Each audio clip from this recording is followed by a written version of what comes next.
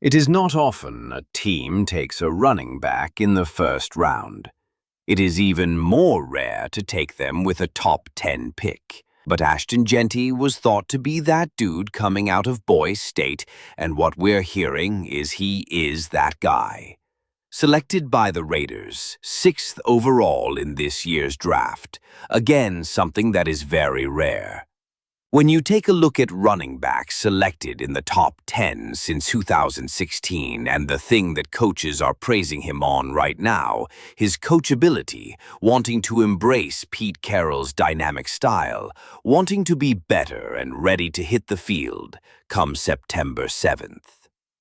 It is time for our eye on the Las Vegas Raiders, a team that is probably going to be the most drastically different this season than last season here, because you have a new head coach, you got a new quarterback, a new front office, but two guys who are not new because we love them. John Bridge, Kyle Long here. Kyle, I'm going to start with you hearing that this team is so excited about Ashton Jeanty's coachability. Why is that exciting to this team? Well, I think it's not something that's a surprise to these guys. They know these players inside and out during the draft process and scouting process, so they knew the kind of guy that they were going to get. With his background. But when you have that kind of talent and you couple it with the ability to be coached and the willingness to get better day in, day out and be a good dude, great things happen.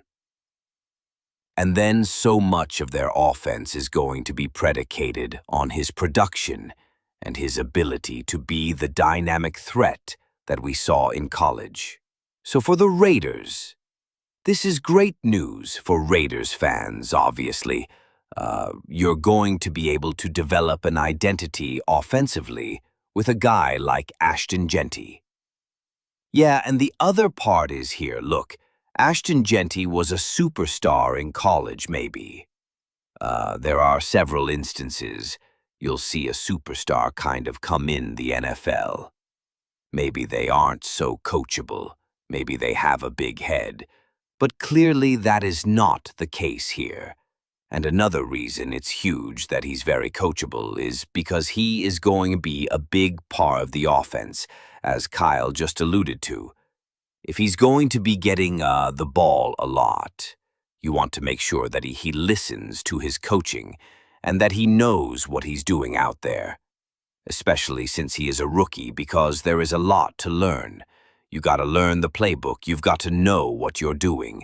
It's not just carrying the football. You got to do pass blocking. So there's all these things Ashton Jeanty has to learn before that first regular season game in September. So this is exactly what you want in your first-round rookie, is that he is coachable. I will say, look, Carroll has done really in his NFL coaching career. He has thrived in his first year in a new organization. We saw it all the way. Let's go back to the mid-90s when he took over that Patriots job in 1995. New England made the playoffs in 2010.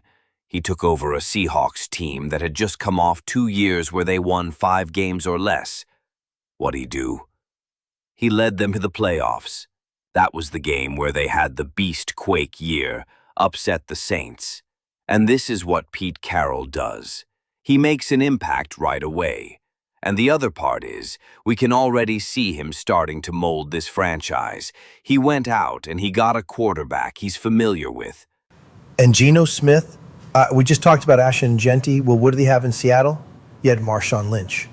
He was able to go beast mode. So I think he's going to go in the Jenny mode here. So he's kind of building the same foundation he had in Seattle. And that foundation worked in Seattle because he went to the playoffs 10 times in 14 years, including 2 Super Bowl trips and 1 Super Bowl win. Marshawn Lynch made sure. Last season, reached out to Ashton Jeanty. Kyle, you mentioned the Raiders practice being serious but also fun. Did you see like the big ball they had at practice, like when you get inside of it? Have you guys ever done that? It's always one of those things that's high on my list. Like I could see myself doing it. And then I think about how badly injured I could get. You can relate to this, Amanda. It's something I would rather watch my friends do than me do. That was not nice. I was like so excited. I was gonna try to find you one and get you one and have you like roll around our parking lot. Not good. There's a couple producers that I'd like to put in the old bubble and send them around the parking lot a couple times, couple laps in the parking lot. Okay. All right, I'll take names after this. I appreciate that. Let's stick with this Raiders team for a second, though. Off-season additions. We asked you guys, who are the biggest off-season additions? You actually had the exact same people. You get a quarterback and a new OC. John, we'll start with you. Geno Smith, Chip Kelly. Why are they your biggest additions to this team? Yeah, look, if you're going to make a change at quarterback, that is going to be your biggest offseason addition. That kind of goes without saying. But the thing is, Geno Smith is such an upgrade over what the Raiders had last season in Gardner Minshew and Aiden O'Connell. He's a veteran. He knows what he's doing, and he's with a head coach that he's familiar with, which is really going to, not that he's low in confidence, but when you're walking into a new organization, you feel really good about your spot, knowing that you're working with a head coach that you are familiar with. And then you have Chip Kelly thrown in here too, which I think is a great hire. We've seen him when Chip Kelly is an offensive coordinator. He's been great, struggled a little bit as a head coach at the college level. Look at Merrick. He's one of those guys where the Raiders drafted him, and when you're trying to build a foundation for a good team, you're usually the guys you hit a home run on the draft. You keep them, you sign them to an extension, you get them that second track, that second contract. That didn't happen here. He ended up leaving Las Vegas, and that's a big hit, because on paper, the biggest weakness the Raiders probably have right now is in their secondary. They did attempt to replace him by bringing in Jeremy Chin. They also need some quarterback help. But the one thing I will give the Raiders is the benefit of the doubt here, because if anybody knows how to kind of mold a secondary into place, it is Pete Carroll. We know what the Legion of Boom did during his early years in Seattle. So if he's trying to recreate something, I'll go along with it, but I do feel like Merrick's a big loss for that secondary. Let's get some schedule predictions. Dismal record last season. They were 4-13, haven't had a winning record since 2021. That was the last time they went to the playoffs, although they lost in the wild card round. Kyle, how do you think the Raiders are looking this season when it comes to their schedule? I'll preface this by saying it's a very tough schedule. You know, no gimmies in the National Football League.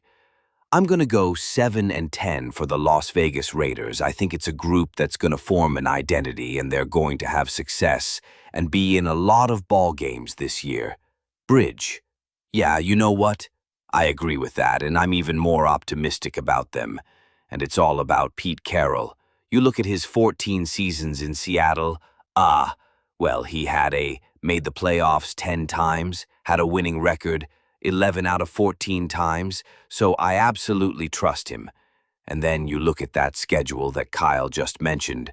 The one thing I do like is that 4 of their first 6 games are against teams that finished under 500 last year. So you're looking at the Patriots, the Colts, the Titans. Those are winnable games. And if you get off to a hot start, that builds confidence quickly in Las Vegas. I'm going to have them going 9-8 and sneaking in the wild card, maybe. Okay, I was about to say, are we getting into the playoffs? Kyle, obviously not. Maybe the following season, though. Look, the AFC West is very hard. Reach a little bit more positive on that front. When it comes to the Raiders, guys, we appreciate it. Kyle, I'll find you the big bouncy ball thing. Whatever, we gotta figure out the name of that thing. As far as our friends, it's Sportsline. They're going with a little bit. I mean, if you want to round up to 7 wins for the Raiders and be on the side of Kyle, obviously not as optimistic as John Doe when it comes to the Raiders this season. 15.3% chance to make the playoffs as of right now. That could change. Raiders Nation, beware, because the clock is ticking and a golden opportunity could be about to fall in